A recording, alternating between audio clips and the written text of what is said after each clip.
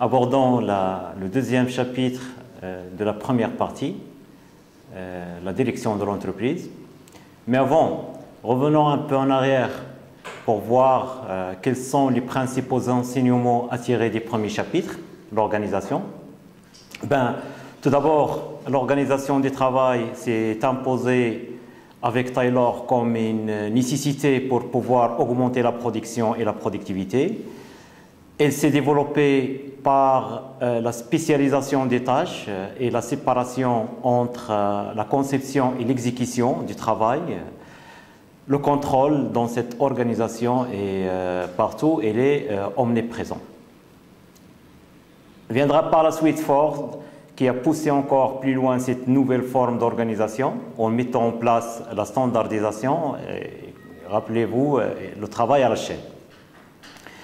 Ce qui a eu bien évidemment des avantages indéniables sur le plan économique, développement de la production de masse, développement de la consommation de masse, mais d'un autre côté, il a eu des inconvénients sur le plan social et le climat du travail, notamment la déqualification des personnels. Donc on est devant des ouvriers spécialisés sans autre qualification. La cadence du travail était très importante, ce qui a eu des répercussions négatives sur la santé psychique de l'homme au travail, etc. Comme réaction à cette nouvelle forme d'organisation qui a gagné presque tous les secteurs de production, compte tenu de son efficacité, bien entendu, on va assister au développement d'un courant de pensée, une école, plusieurs théoriciens, plusieurs penseurs. Courant de pensée qui est plus ou moins récent, donc il s'étale des débuts jusqu'à maintenant, et qui s'appelle l'école des relations humaines. Ce sont tous les théoriciens qui pensent que l'organisation scientifique du travail n'est pas la seule forme d'organisation du travail possible pour améliorer la productivité. Là, c'est leur postulat de départ, c'est leur conviction de départ. Et ont répondu à ces inconvénients par d'autres formes d'organisation qui donnent évidemment plus d'importance aux conditions de travail. On a assisté à l'enrichissement des tâches, l'élargissement des tâches, les groupes semi-autonomes, etc. Pour certains spécialistes dans le domaine de la gestion, l'organisation scientifique du travail ne concerne que le travail dans les ateliers. Par contre, tout ce qui est direction, tout ce qui est management, tout ce qui est administration relève d'un autre volet de gestion, c'est l'administration de l'entreprise ou la fonction de direction.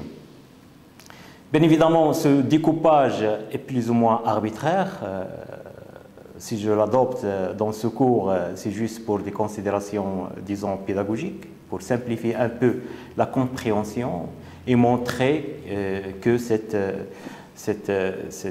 matière, l'organisation a suivi un certain cheminement des pensées étalées dans le temps.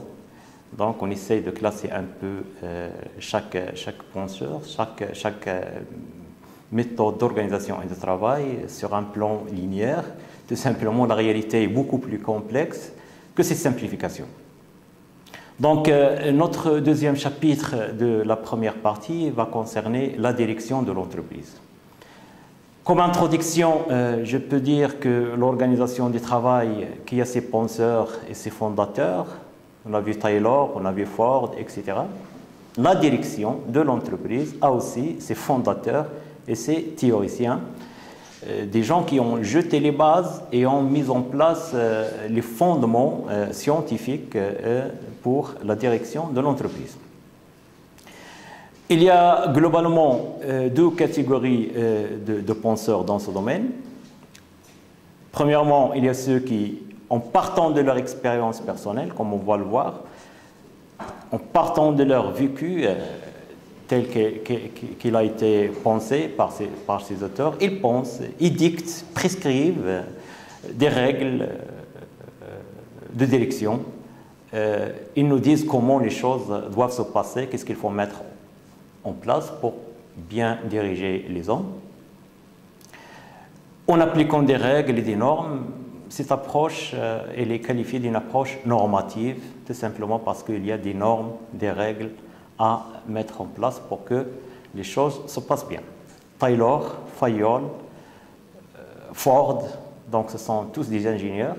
C'est à partir de leur expérience personnelle qu'ils ont par la suite théorisé et ont mis en place un certain nombre de règles. On l'a vu avec Taylor, spécialisation, séparation de l'exécution et de la conception du travail. Ce sont là tous des règles, des normes qu'il faut appliquer pour arriver aux objectifs de l'organisation en termes de croissance, augmentation de la production, augmentation de la productivité, etc. On dit de cette approche, c'est une approche normative. À côté de cette approche, à côté de cette première catégorie de penseurs, il y a d'autres qui essayent d'expliquer le réel, voir quelles sont les composantes du réel, expliquer, analyser par la suite,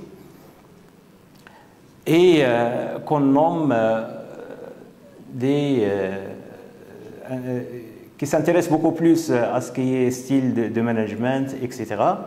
Et ce sont à l'encontre de l'approche normative, c'est une approche qui est positive, explicative, qui part du réel et essaye de le expliquer et de donner les prescriptions par la suite. Mais avant d'aborder ces deux éléments-là, les deux approches, l'approche normative de Fayol et l'approche explicative ou positive de Menzberg, on va s'intéresser à Menzberg, voyons tout d'abord quelle est la définition de notre sujet, quelle est la définition de la direction.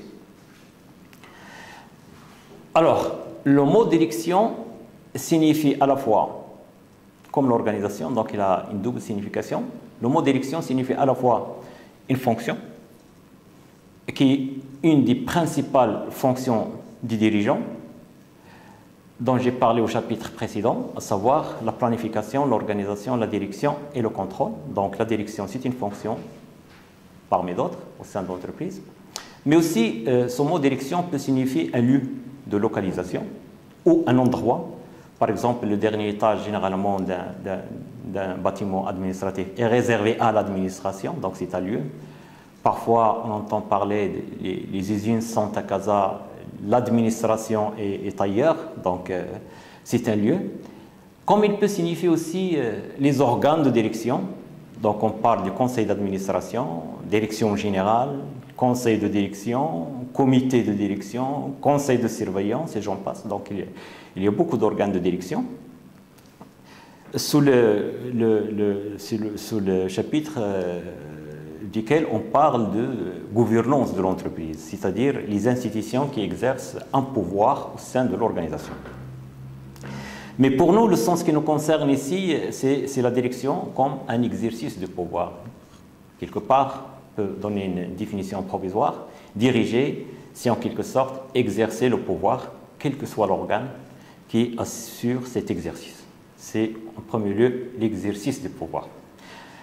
Bon, cette fonction de direction, cet exercice de pouvoir peut être assuré par une personne, PDG, président et président du conseil d'administration, donc président, directeur général, PDG, ou bien un directeur général tout simplement qui coiffe tout un ensemble de postes de management global. Donc il y a sous le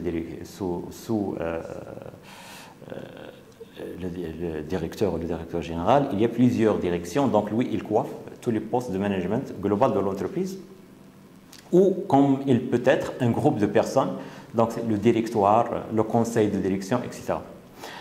À noter que la direction, c'est la seule fonction qui ne peut pas être externalisée. Donc toutes les autres fonctions peuvent être externalisées, c'est-à-dire déléguées à des tiers, approvisionnement, gestion financière, en quelque sorte, etc., peuvent être déléguées à des tiers, mais la direction, elle, c'est la seule fonction qu'on ne peut pas externaliser.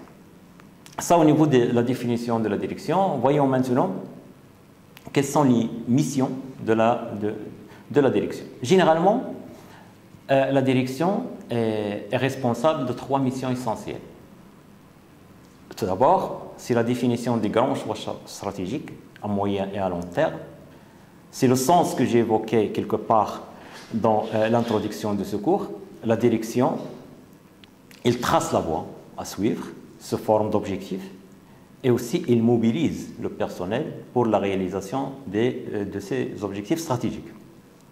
On désigne cette mission comme étant une mission de finalisation, par la définition des orientations stratégiques, par la définition des objectifs, par la définition des buts. La direction donne une finalité à l'organisation ou, comme se dit dans les sciences de gestion, une finalité à l'action organisée. Donc il y a des gens, il y a des objectifs différents, mais la direction générale, il finalise tout ça vers un objectif déterminé, souhaité, qui peut être soit un objectif de croissance, un objectif de rentabilité, de profit, de part de marché, de développement de nouveaux produits ou tout simplement de services, etc. Bon, là c'est la première mission de la direction, c'est la définition des grands axes et des grands choix stratégiques à l'entreprise. Deuxième mission importante, c'est une mission d'organisation, on l'a vu, dans le sens où il doit mobiliser les moyens nécessaires pour entreprendre les actions, répartir les activités. Donc on a dit que l'organisation, c'est un peu la répartition du travail et sa coordination. Donc là, c'est des ressorts de la direction.